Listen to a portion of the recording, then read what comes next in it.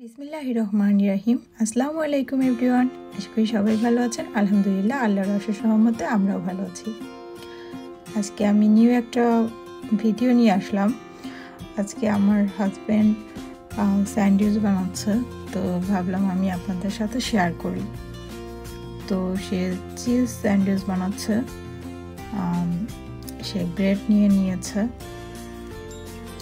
আর bread যে কোনো একটা নিতে পারেন আপনারা, যে কোনো ব্রেডই নেওয়া যেতে পারে। এখানে সে ব্রেড নিয়ে তারপরে চিজটাকে ব্রেডের উপর গ্রেট করে দিয়ে দিচ্ছে। এটা দিয়ে আমরা এই ব্রেডটা নিয়েছি। তো ফার্স্টে একটা ব্রেড রেখে দেন ব্রেডের উপর চিজ গ্রেটার দিয়ে গ্রেট করে সে বেশ খানিকটা চিজ ব্রেডের উপর দিয়ে দিল। নেক্সট সে এখানে অনেক কিছু কাট করে রেখেছে, আমি একে বলছি। আর ফার্স্টেই সে পেপার দিয়ে দিল, সেটা হচ্ছে গ্রিন পেপার। আর এখন হোয়াইট অনিয়ন দিচ্ছে। হোয়াইট অনিয়নের জায়গায় এখানে রেড অনিয়ন দিলে অবশ্য বেশি খেতে মজা লাগে। টমেটো দিয়েছে, কিউকাম্বার, আর তার উপরে আবার একটু চিজ গ্রেট করে দিয়ে দিচ্ছে।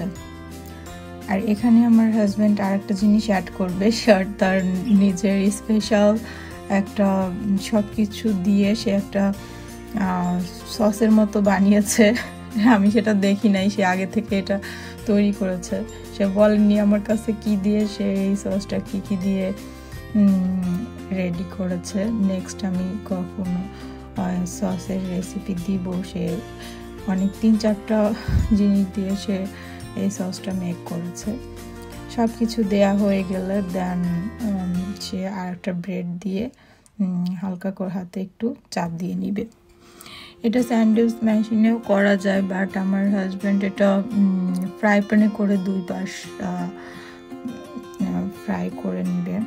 তো ফ্রাই প্যানটা আগেই হিট করে রেখেছিলাম, এখন দিয়ে দিয়েছি।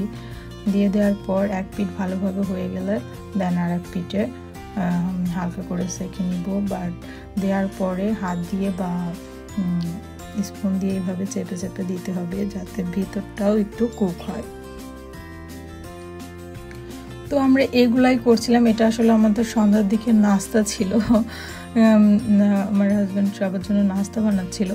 তো হঠাৎ করেই এই ভিডিওটা আমি শেষ করতে পারি নাই। এটা করতে করতে নাস্তাটা তৈরি করতে করতে বাইরে স্নো পড়া শুরু হয়ে গিয়েছে।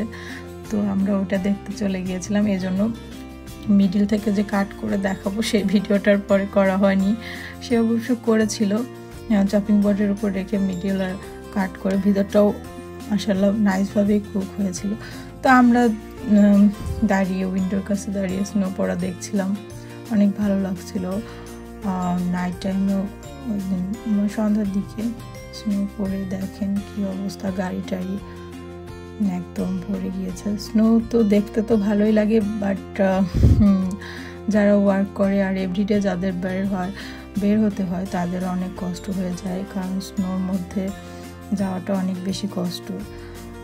আমরা একটু আগে বাইরে গিয়েছিলাম, দেখলাম যে গাড়িতে করে রাস্তা দিয়ে সল্ট ছিটাচ্ছে। তখনই ভাবতেছিলাম আজকে স্নো পড়বে। তো বাসায় আসার পরেই নাস্তা বানাতে বানাতে দেখি স্নো পড়া শুরু হয়ে গিয়েছে। একদম স্নো পড়ে চারিদিক পড়ে গেছে। তো সবাই অনেক ভালো থাকুন। আল্লাহ হাফিজ।